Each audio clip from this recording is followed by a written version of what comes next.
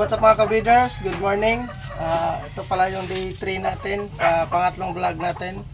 So mga ka-breeders, ito yung early birds natin na ginawa natin na breeding area, no?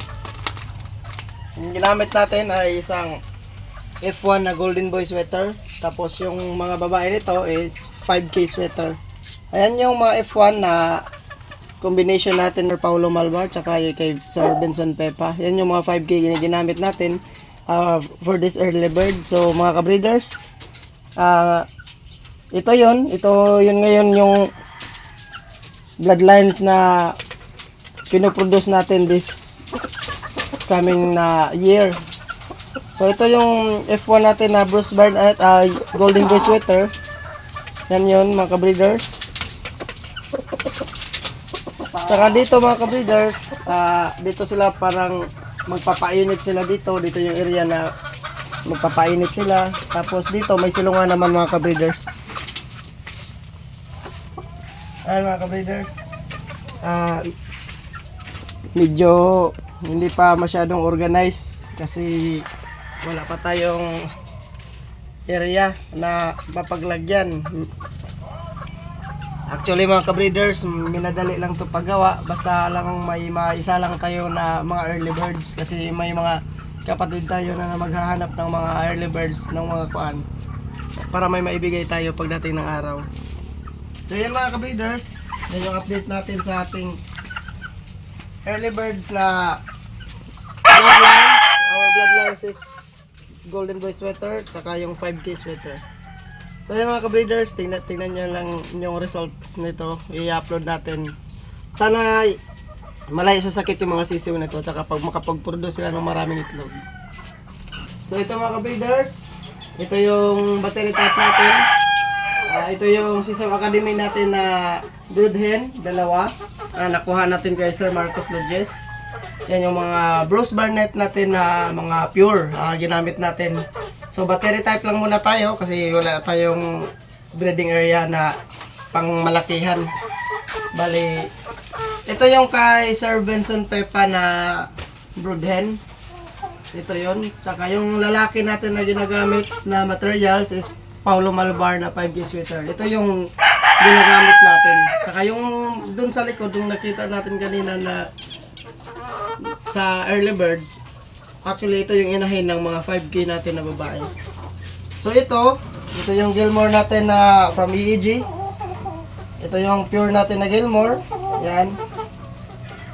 Tapos ito naman, ito yung Golden Boy sweater natin. Yan. Kulit pa. Saka ito din, ating Gilmore. Ginagamit din natin to, single breeding lang. Ito mga ka-breeders, ito yung battery type natin na pang backyard lang talaga. Kasi kulang tayo sa kulungan, tsaka sipagan lang natin sa pag-breed. Kahit ganitong paraan, makapagpuproduce tayo ng maraming itlog. Yan mga ka-breeders, yan yung mga original natin na babae.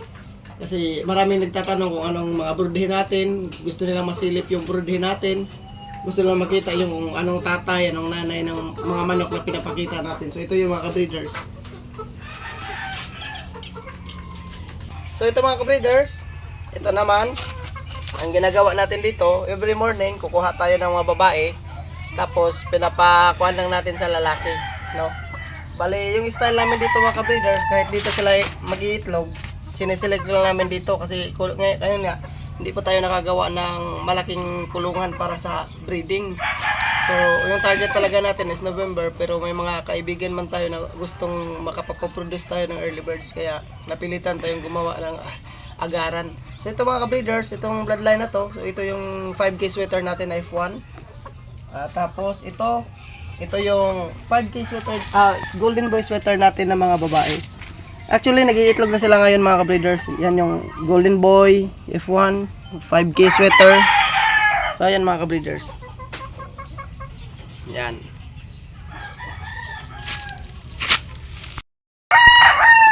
Ang nakikita nyo nun dito, ito yung Bruce Barnett natin na available.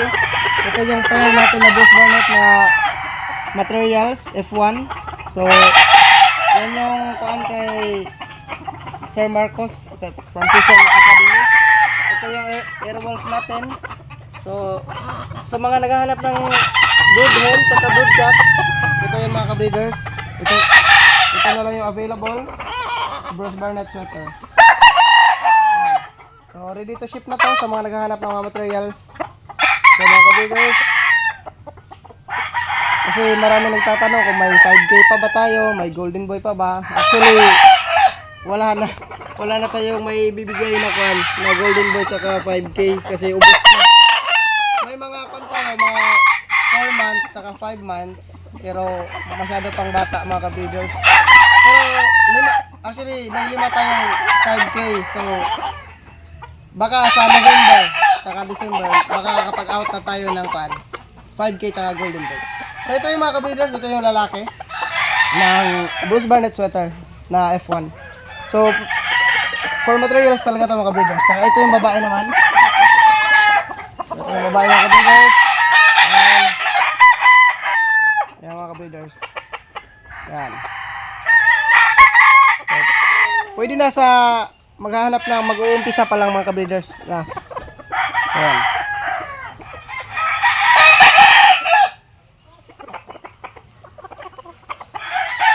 So what's up mga ka-breeders? Yun lang muna yung update natin ngayon. So itong hawak ko, ito yung from Gnome Game Farm kay Sir Doc Nilo Magtibay. Ito yung yellow legged hats natin.